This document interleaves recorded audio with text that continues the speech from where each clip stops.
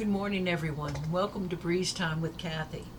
It's really nice to be able to sit and visit with you this way.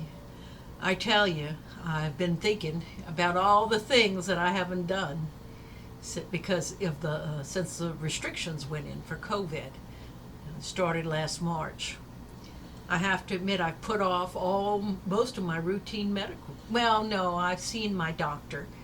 The ones you can do by video chat. I spoke to my internist and we talked and went and had some lab work done and we took care of everything.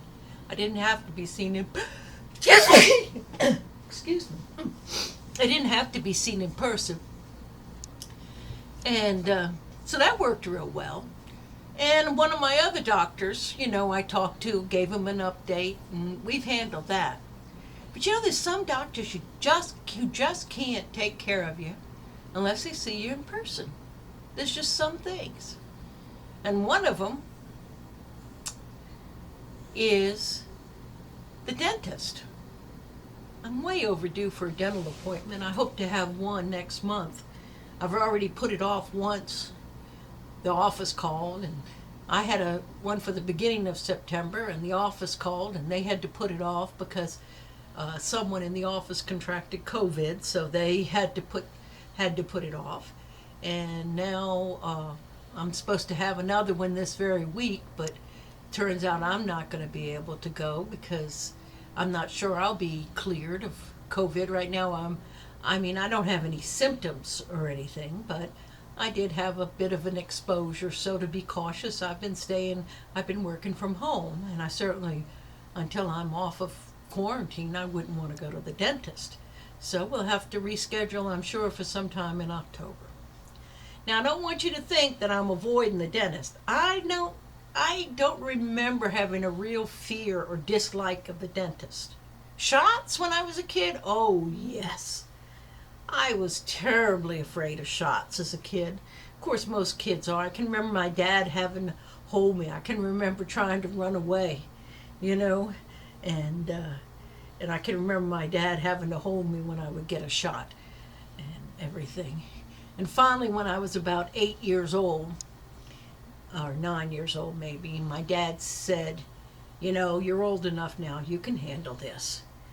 And so he said, okay, now it's okay for you to it's okay for you to scream. He said it's okay for you to yell, but no yelling until it hurts the absolute worst, and you can't move, but you can yell. So yell, but I want you to save that yell up until it hurts the most.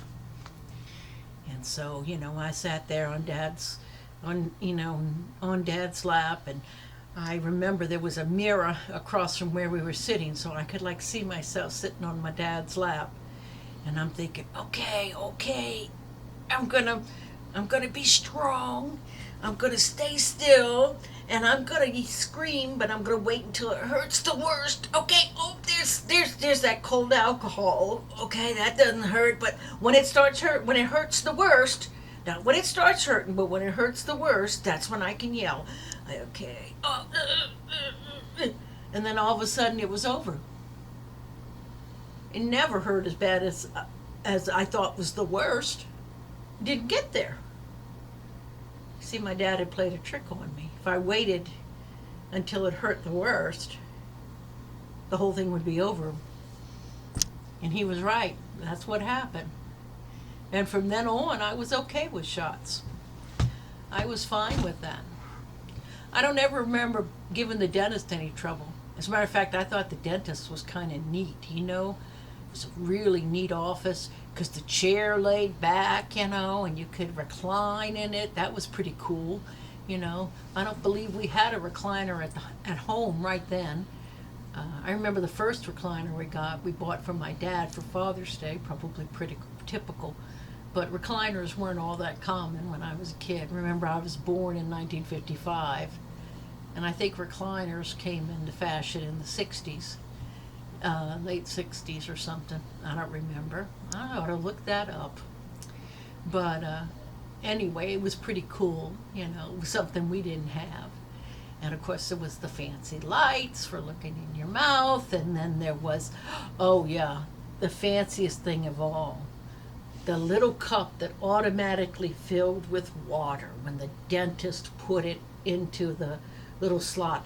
It would, I didn't know that it was sensing that the cup was empty, and then it would fill it. I thought it was magic. And then there was the beautiful white porcelain bowl with the water swirling around in it. Oh, that was very fancy too. That was such fascinating things at the dentist's office. So, like, I did all right with the dentist. Now, my husband, of course, you got to remember, my husband was a good bit older than me, and he was born and raised in rural Mississippi on a farm. He didn't get along with the dentist nearly so well as I did as a child. He really didn't like the dentist at all. And as soon as he was old enough to get left at the dentist's office, you see, his parents, they lived on a farm, and they would pretty much go into town, go into town only on Saturday. Saturday was market day. Saturday was the day they bought the produce in to sell. Saturday was a real busy time for his parents when they did all their errands. They did any shopping they needed to do. His mom brought all the groceries that they had to have, the staples like sugar and salt and those sorts of things that they couldn't grow on the farm, and anything else they needed. And of course, they would drop Chuck off to go to the dentist. Well, excuse me, he was Charles Henry. Everybody in Mississippi had two names. They all had two names. He was Charles Henry. His mother's name was Henry Velma. Although his father's name was Charlie. I don't understand that, but things happen, I suppose. But most of his friends had two names. I guess when you grew up, sometimes you just went down to one when you were a grown man. But anyway, so his mom would take him to mom or dad would drop him off at the dentist's office. They'd go in, they'd tell him what he needed, and then the reception, they'd say, sure, they'd take care of him. The way the dentist office was set up was they had chairs. Chuck said they had a whole bunch of chairs in a row. And the door closest to the dentist's office would be the chair closest to the dentist's door, the door of the office of the examination room. Well, that would be the one that would be up next, and then they would line up. And every time the dentist took a new patient into the examination room, everybody got up and moved over one chair. Well, when Chuck got started to be dropped off all by himself at the dentist office, get left at the dentist office by himself, Chuck said, well, he figured it out what to do. And what he'd do was he'd just be very good, and he'd take his turn, and he'd move up one chair at a time. But then when he got within 2 or 3 chairs of the dentist the door to the examination room, he'd get up and go to the bathroom. And then when he came back from the bathroom, he'd get at the end of the line. I said, Chuck, you didn't. He said, well, I didn't want to go to the dentist. I didn't like the dentist. I said, what were you doing? You were outsmarting him? He said, well, I thought I was, yeah. He said, I said, didn't people tell you to get up and go sit where you were? Well, I guess they didn't want to be at the dentist either. Some of the grown-ups looked at me, people looked at me, but when I sat down over there and pretended to read, they just all moved over one. And I'd do that until my parents came, and my mother would say, well, how did it go at the dentist? Oh, he was so busy, he didn't get to see me, Mom. And she'd say, what? And no, he was real busy. Well, we'll try again next week or next time. And the next time he'd do the same thing. He said he outsmarted her for a good while, but finally she figured out something was wrong. So she went in with him, and she'd make sure that he got his turn. But I guess it wasn't enough, he said. He said the joke was on me, because all that neglect of my teeth when I was young, probably also because toothpaste didn't have fluoride in it, and neither did the water, I suppose. Chuck had said I had a full set of dentures by the time I was 30, uppers and lowers. Yeah, he said. Yeah, I guess I wasn't as smart as I thought I was as a child. No, I guess you weren't, darling. And I have to admit, he was self-conscious about his dentures.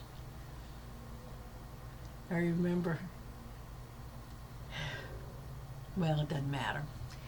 But, overall, I did okay at the dentist.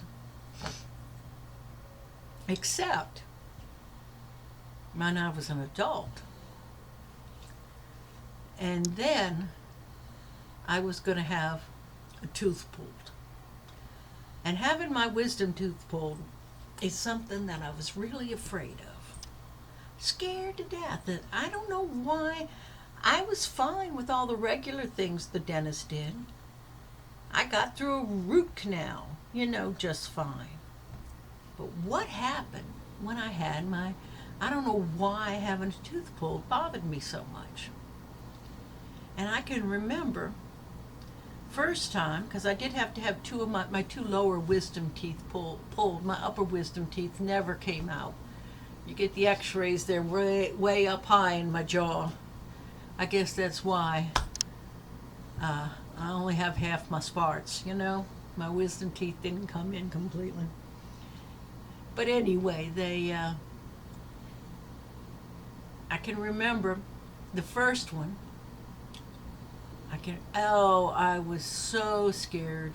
It just really, really bothered me. The dentist could see it, and this dentist used nitrous oxide and helped me relax.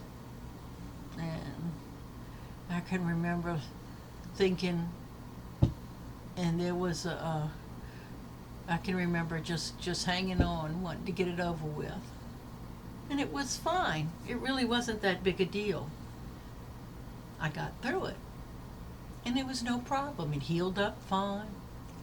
And so when a few years later I had to get the other wisdom tooth pulled, I thought this was going to be a piece of cake. So I was supposed to go away for the weekend. Chuck and I were going to go on a retreat. And I was just sure everything was going to be fine.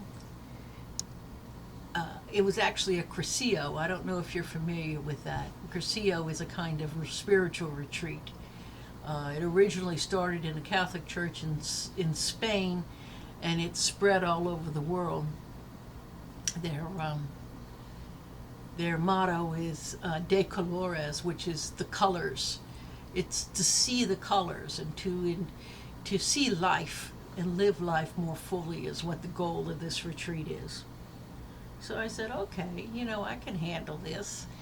And I didn't like it because Chuck and I couldn't share a room, which I thought was kind of silly because we had to be put with roommates. But that wasn't the end of the world either. So I had it pulled on a Friday, and we drove up Friday. I had it pulled on a Thursday, and we drove up to where the retreat was in Alexandria, Louisiana, which is where the Methodist Retreat Center was in Louisiana. By the way, Alexandria, Louisiana was only a town of about 30,000, maybe. Of course, it was the fourth largest town city in Louisiana at the time. So it was a big difference to move from 20,000 to, I don't know, however, at least 200,000, probably more, in the city of Alexandria, Virginia. I just thought it was kind of strange. And here I moved from Alexandria to Alexandria.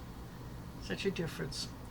Well, anyway, but moving right along, we went to the retreat center, and I just my tooth. I expected it to be sore.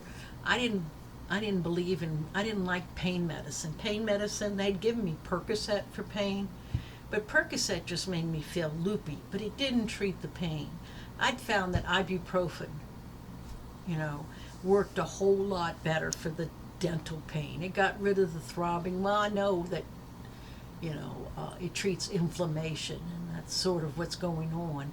But it really does help with dental pain, and I did so much better. But I even broke down and took a Percocet on top of the ibuprofen, but it didn't help. That weekend, I have to admit, it was hard to concentrate. It was a good retreat.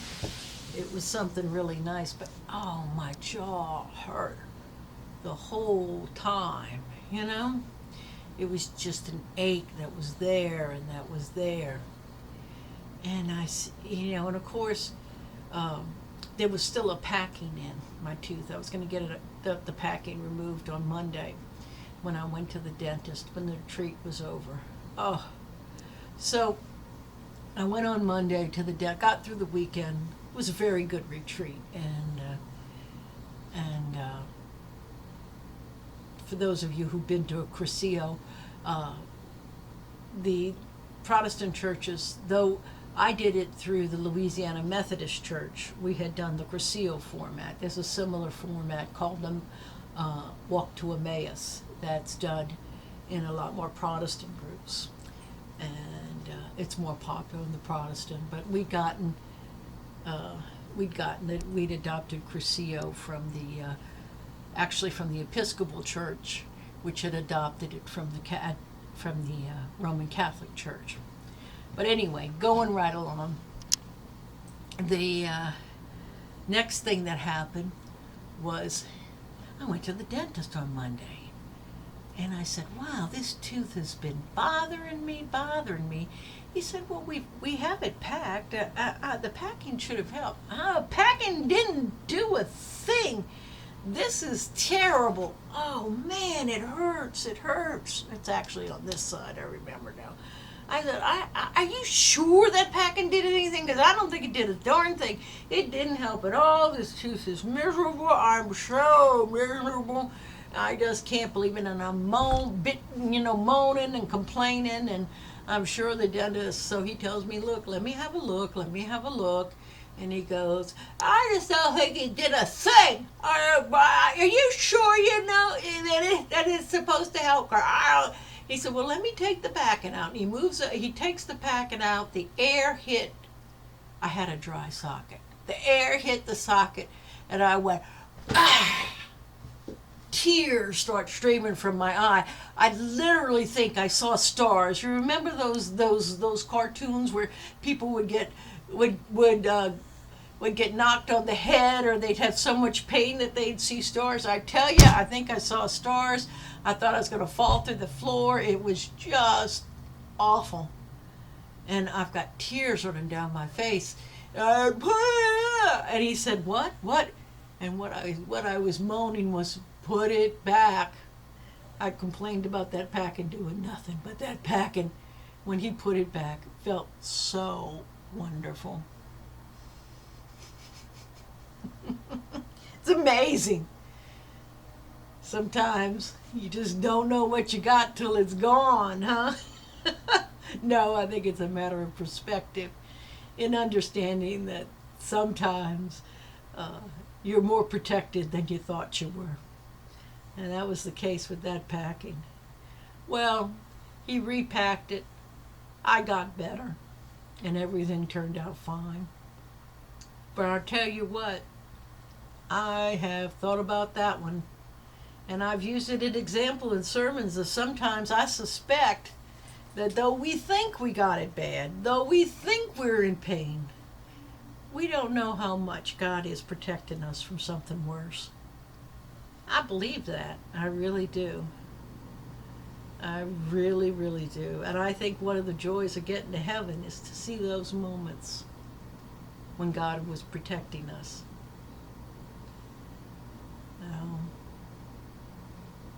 It's amazing. There's a beautiful poem, Footprints in the Sand. I wish I had it so I could read it to you.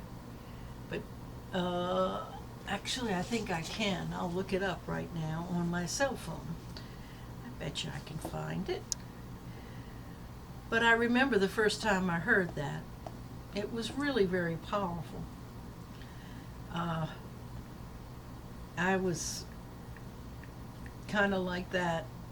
I'd been real angry about the way things were going, and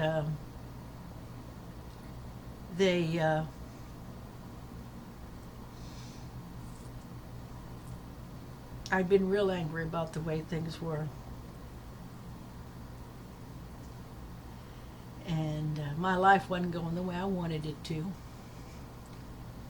And somebody said, I know things are tough, Kathy.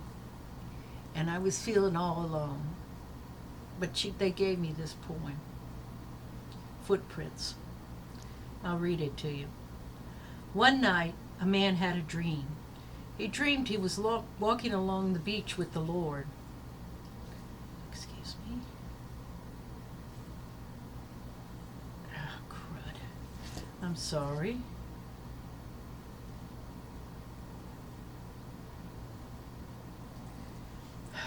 My phone's giving me all kinds of trouble, of course.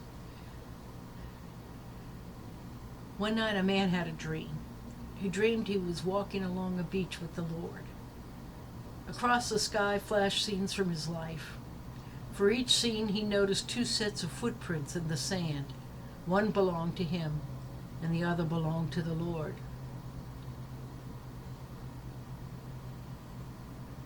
When the last scene of his life flashed before him, he looked back at the footprints in the sand, and he noticed that many times along the path of his life there was only one set of footprints. And he also noticed that happened in the very lowest and saddest times of his life. This really bothered him. So he questioned the Lord about it. He said, Lord, you once said that if I decided to follow you, you'd walk with me all the days of my life. But I have noticed that during the worst times in my life, there's only one set of footprints. I don't understand why, when I needed you most, you would leave me. The Lord replied, my precious child, I love you, and I would never leave you. During your times of trials and suffering, when you see only one set of footprints, it was then that I carried you. I believe there's lots of times when God is walking along with us and protecting us in ways we just don't see. Yes, we feel devastated. We feel hurt. And maybe those are just feelings we have to go through. Because sometimes the pain is because of choices we made. Sometimes the pain is things beyond our control. But whatever caused it, we really aren't ever alone. God is with us. I mean, my goodness. It was the last thing Jesus said before he ascended up to heaven. I know we often think of the Great Commission as the last thing that Jesus said. Go therefore and to all nations, baptizing them, teaching them everything I have taught you, and baptizing them in the name of the Father and of the Son and of the Holy Spirit. But that's not the last thing. The verse that follows is, and remember, I shall be with you always, even until the end of the age. It does help to remember we're not alone.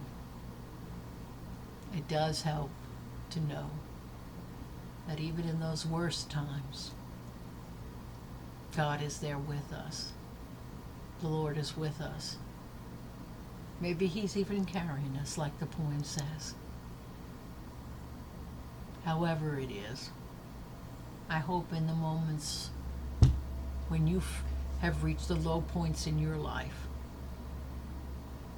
that by the grace of God, you can sense His presence with us.